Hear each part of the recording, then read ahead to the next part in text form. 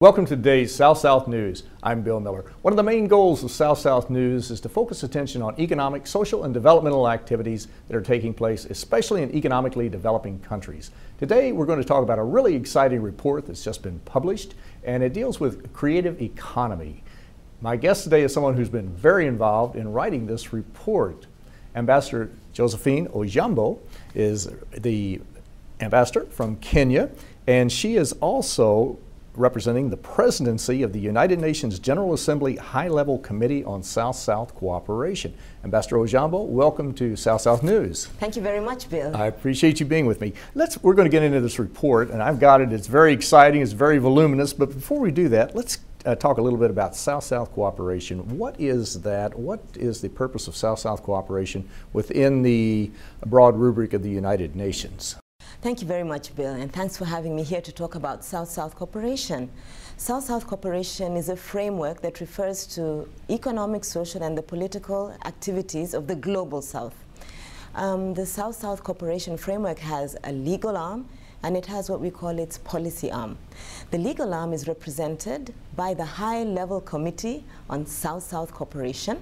We call it the High-Level Committee because it's actually mandated directly by the General Assembly.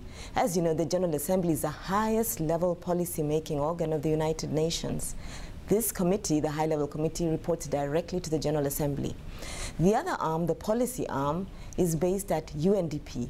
And this is the Bureau the UN Development Program. Yes, UNDP. the United Nations Development Program. Right, okay. Yes, and that's where we have the Bureau for South-South Cooperation, where all the technical and policy development work is actually done, developed. So you really have a broad operation here, and you develop policies, you bring them to the attention of the General Assembly, and you also have policies that you're working to have implemented by the southern, we say South-South, we're talking about the economically developing countries, basically. And so you have ideas for them to really improve their standard of living, quality of life, and this is one way to do it. Now, this report is very interesting, and as I mentioned, we will get into it in just a moment, but before we do this, this report was put out in conjunction with the South-South Cooperation and the UN Development Program and the UN Conference on Trade and Development. Basically, what is the United Nations Development Program and the UN Conference on Trade and Development? What do they do, just very briefly? Okay, very briefly. Indeed, we've talked about South-South cooperation and the fact that it is countries of the Global South, the developing world, sharing strategies for development to redress socio-economic problems and challenges and inequity. And as it does this, of course, the UN is interested in all those issues. And the UN's special organs, including the United Nations Development Program, therefore are working alongside the South-South cooperation. Now, the UN Development Program has a broad ambit. It looks at issues of maternal health, child health, education, and the social sectors, and also intervenes when development issues are part of what you'd call governance, development, and other broader socio-political concerns. That's UNDP's mandate. The mandate of UNCTAD is to look at trade and development. So UNCTAD looks at economic growth, it looks at trade, across the regions, across countries and within countries, and looks at how this trade boosts the gross national product of countries. So that's the mandate of UNCTAD. So the two got together to help us put together this report on the creative economy, looking at the economic growth of the Global South and its linkage to development. And now we're going to get into it, right? And you're right, it's Creative Economy Report 2010. What was the motivation for doing this particular report? What was the, how did you decide you needed to focus on this and to look at a variety of different ways to help the developing countries to improve their economic situation? Bill, you know, this report has been prepared on an annual basis by UNCTAD, UNDP, and the South-South Cooperation. I want to say that over the years, this report hasn't necessarily attracted the kind of attention it deserved. But this year, because we're actually, as a global community, coming out of a global economic and financial crisis, this report is special because it's actually highlighting some issues that happened during this global and economic crisis that we were not privy to until we looked at the data. And indeed, when you go through this report, you'll find that there are key messages on the creative economy and its power for helping the Global South recover from the economic crisis and continue to grow, even in spite of the economic crisis, over and above the growth rates of the North. Mm-hmm. And that's the thing, even though this economic downturn started in the United States about 2007, 2008, and in a few other pockets around the world too, but the bulk of it was in the United States, but it had devastating consequences, financial consequences, not only in the U.S., but worldwide, and it certainly impacted people, literally billions of people on the planet. Well, what were some of the recommendations that came out of the Creative Economy Report? What are some of the ideas that we can use and focus on to help improve the economic situation? The report has 10 key messages, very broad messages about the creative economy. And maybe just to say the creative economy is, it looks at what you might call the intellectual property of people. It looks at the intangible and is talking about how to convert the intangible into tangible economic growth. I think that's very important. It's a message that the Global South needs. It's a way forward for hope for the future. Now, inside this report, there is an introduction on the global financial crisis that you've just mentioned, the fact that the global community took a downturn of about 12% growth in the economy, a negative growth of 12%. However, in the time between 2002 and 2008, while this was happening, the Global South recorded a growth of 14%, and this 14% was largely possible due to the growth in the creative sectors, in the goods and services of the creative sectors. So this is the introduction. Then it moves forward to go into the details of this growth, and it actually tells us that the growth was largely across the South. Indeed, there was growth between the South and the North, but the growth across the South, from the South to the South, was twice the amount of growth between the South and the North. Again, that's a very important finding. It speaks of sustainability for the initiatives of the creative economy in the South. There is another message in there. There's a message of strategy. If this is dynamic, how do we keep it going? And the strategy really will focus on public sector policy, the use of entrepreneurial skills of communities, but because there is in place a supportive public sector policy. So it's talking about what governments can do to support the creative economy. It goes forward, it talks about the right mix of public and private sector in order to support the creative economy. In other chapters, it speaks about particular sectors. It speaks about ICT and the digital convergence. I know that's information, communication, technology. Yes, okay, yes. Information, communication. Yeah, exactly, right. Yes. And how, because this is a growing industry, there is need to make it more accessible to the South in order to promote the creative economy. So it talks about digital convergence, about access to bandwidth that will improve the information and communication technology of the South. The report speaks about mobile telephony and its utilization in the Global South. And I think I've shared earlier what mobile telephony has done to expand the creative economy in Kenya. The fact that today, even at grassroots level, many people have mobile telephones that they can use to access the economy on the cost of goods and services. The report has 40 case studies of the use of the creative economy. And one of the case studies I want to say comes from Kenya. And you can see I'm holding this very, very...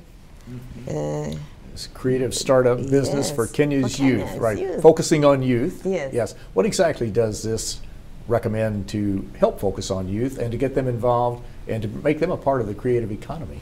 I'll tell you a little bit about it. First of all, this booklet is the result of what we call the Nairobi Action Plan on the Creative Economy. And this action plan is dated 2005. And I'll take just one case study out of it.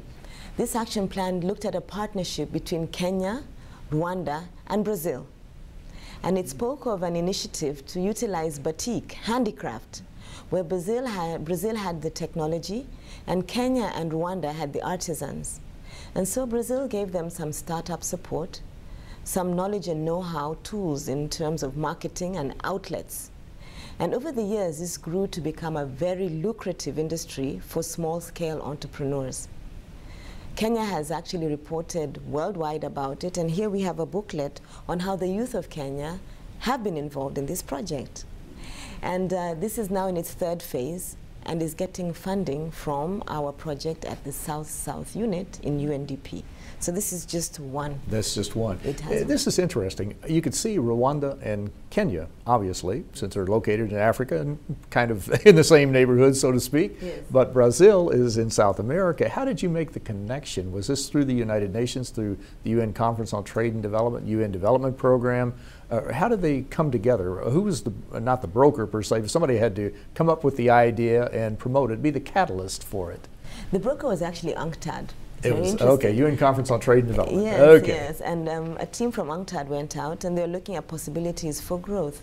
And they were able to therefore propose that a partnership amongst Brazil, Kenya and Rwanda, which would help to provide technology, provide artisans, and UNCTAD would provide the business outlets, the markets, the access to the external community would work.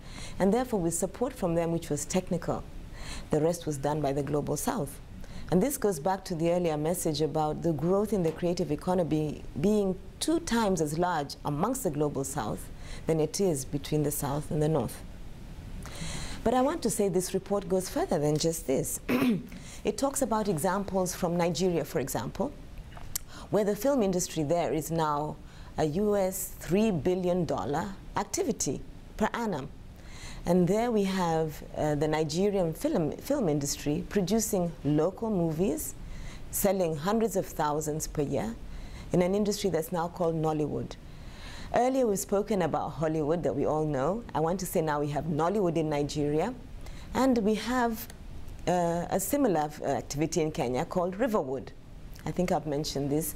And Riverwood in Kenya is actually a budding film industry growing from a place called River Road, where young people again are getting involved in media, in creative arts, in visual arts, which are all part of the creative economy, and as a result earning an income. Now those are the case studies that are captured in this report.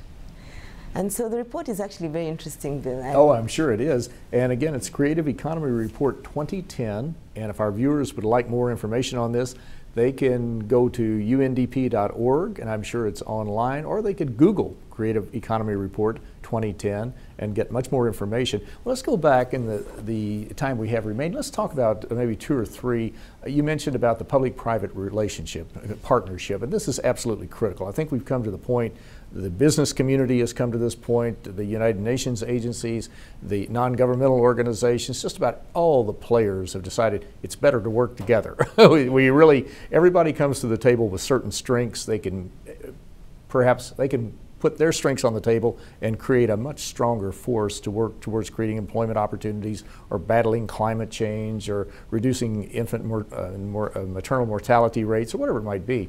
But what do you see as far as the public-private sector? What recommendations could we give them to be more involved and to work more closely together? Okay. Well, this report focuses in 2 areas on this discussion. Earlier in the outset of the report, it talks about support from public sector, creating just the enabling environment for private sector to partner with communities and to develop partnerships amongst itself that government can support. This is really important for us in the Global South in areas, for example, of multimedia, where indeed we have the private sector growing far beyond what the public sector itself can itself implement. But the public sector is able to give technical guidance and to do the coordination that private sector sometimes requires a little more of. So those are the kind of things that are therefore alluded to. So it talks about legislative frameworks from public sector that would help the private sector function better.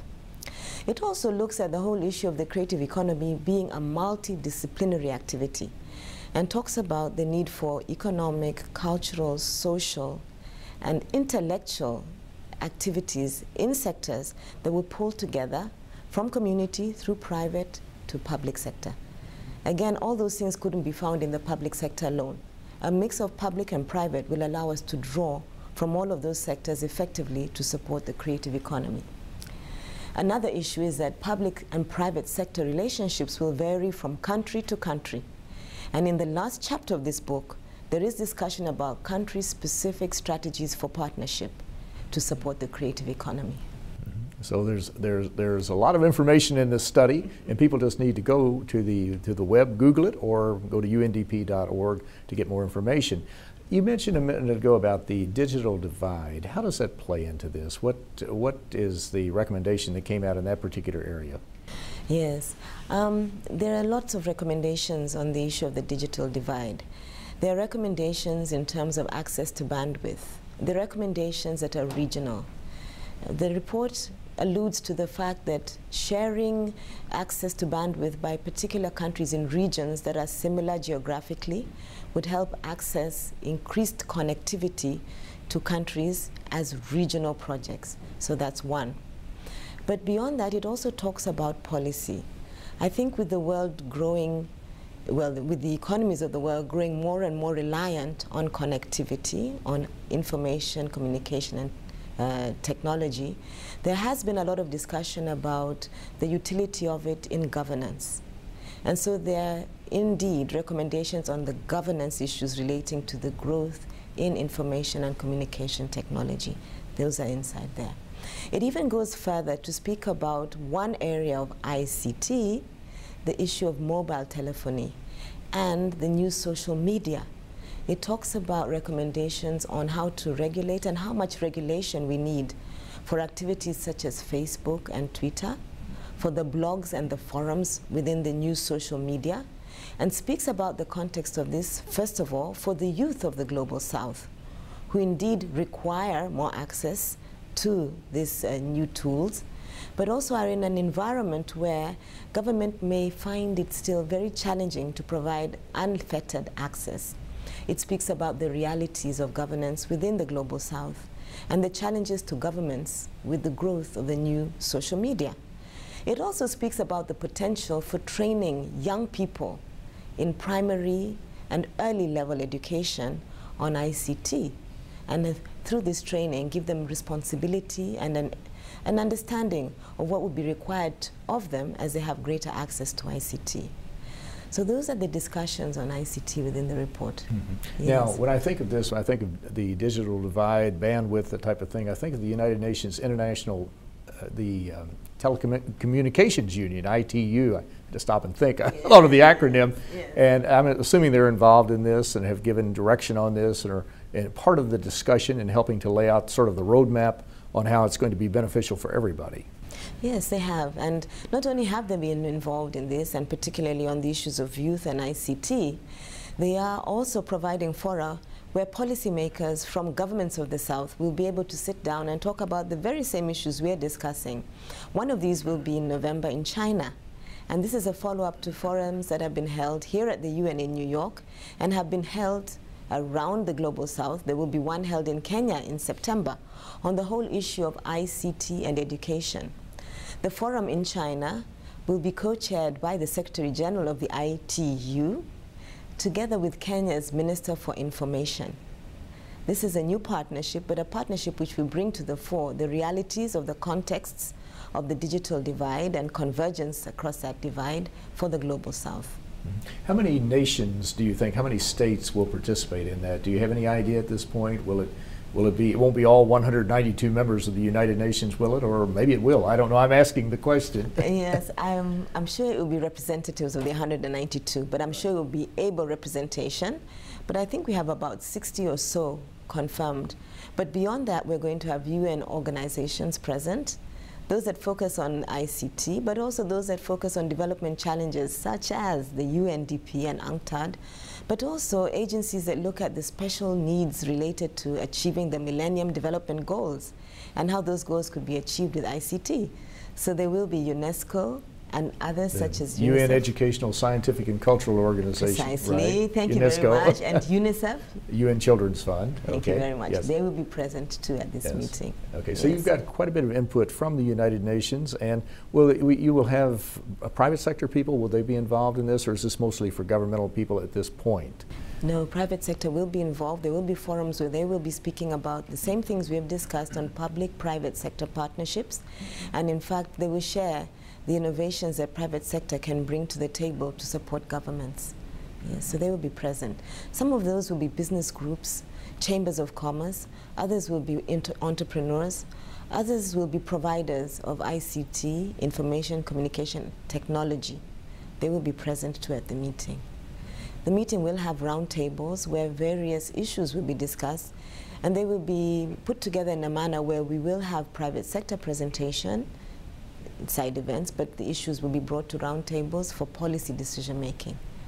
Yes. That sounds like a major opportunity for basically the world to come together to learn how they can use information communication technology techniques in achieving the Millennium Development Goals, especially in the area of education. You mentioned that. And maybe before we leave, we ought to talk a moment just about the Millennium Development Goals. Very briefly, how did this Millennium Development Goal concept get started back in 2000 at the United Nations? Well, it got started because the United Nations mandate in development requires that there would be equitable growth of the economies of the world, but you can't grow an economy unless its people are productive. So the Millennium Development Goals look a little bit beyond just the figures to the social needs of people. And in so addressing them, it was apparent that some areas of the world were lagging behind on very basic social services. For example, access to education, access to food and nutrition, better health, environmental concerns such as climate change. But beyond that, that in order to stimulate these basic social services to grow, there needed to be partnerships. Partnerships across the world that would boost the growth in science and technology to support the attainment of goals, but also that would keep commitments alive to development aid to the developing countries, particularly of the Global South. The greatest challenge in achieving the MDGs is perhaps for the Global South, where the indicators are poorest. And this is why, as we have discussed today, the discussion of MDGs is still alive in the Global South to redress inequities, and is in particular a consideration of ICT and the forum that's coming up on education. Mm-hmm. And these Millennium Development Goals are so important. They focus on how to reduce abject poverty by 50%, how to make sure all primary school children get educated, to reduce infant and maternal mortality rates, to promote sustainable development, dealing with climate change. They are absolutely critical to creating a better world and to helping people prosper and to have healthier and more productive lives. And of course, it all ties together. That's the important thing. Well, this is a fascinating report. Now, what do you see as some of the major challenges looking over the horizon? What do you think the major challenge? I'm sure getting the report into the hands of the right people, that's a major challenge, but what do you see as some of the things that you'll need to do to really get these ideas out there and to make sure that people pay attention to the report, respond to the report, and participate in all of these suggestions? Well, first of all, it's just having a copy of the report with as many people as possible. So the distribution of the report is important, and it will go out in hard copy, but also soft copy. And so we're happy that the media would get copies of the report and understand the content of it. Beyond that, we'd like the report discussed, not just by the media, which we know you will, but also by technical forums that will look at the economic issues, the issues of trade and growth and development, but also the issues that relate to the sector, to the creative economy, to media and performing arts, to visual arts, to handicraft. So we'd like those particular sectors to sit down and download the content and get going with it. We also want public policy to pay attention to this report, because there are lots of public policy issues there on enabling environments that public sector needs to focus on. Additionally, the private sector, entrepreneurs, we'd like to be sure that this is discussed at business meetings with chambers of commerce, so they then can also pick out major issues from this report and work in partnerships with government to see that the report is therefore implemented. But this report also has sections on community involvement, real-life settings that address those things that you've just mentioned: poverty, access to health for women and children, issues of the environment and climate change. Those must be addressed at community level. So this report should find itself in the hands of people who provide health, education, redress poverty at community level, both through the United Nations, through NGOs, and through community groups. So we'd want to look at downloading particular portions of this report in a user-friendly manner for utilization by various sectors at various levels. Well, this is certainly a very interesting report, a very important report, and our viewers can go online to learn more about the Creative Economy Report 2010. They can go to undp.org and get more information, and I'm sure that many will want to, and anybody who has even the remotest interest in getting involved in the economic activities, being a beneficiary of them or productively involved in, would want to read this. But Ambassador Josephine Ojiambo, I want to thank you so very much for a very interesting program. Thank you very much, Bill. Thank you. I'm Bill Miller. Thank you for joining us on South South News.